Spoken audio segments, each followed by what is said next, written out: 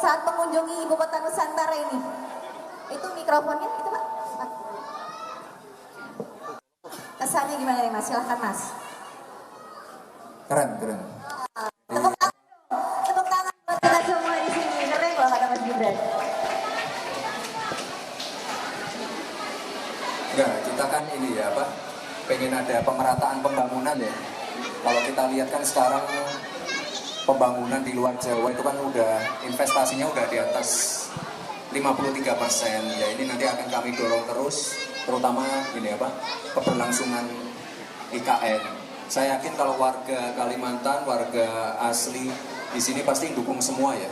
Yang jelas kita pengen IKN menjadi simbol dan juga cikal bakal pemerataan pembangunan. Jadi pembangunan tidak lagi Jawa sentris, tapi sudah Indonesia sentris, dan saya meyakini pembangunan IKN ini bukan hanya membangun istana yang megah, tapi juga sebagai simbol transformasi pembangunan di Indonesia. Ya, dan saya yakin semua kan dilibatkan, UMKM, warga lokal dan lain-lain. Ini saya pertama kalinya ke IKN Bapak Ibu, ini luar biasa sekali. Mohon doanya. Jauh Mas? Hah? Jauh.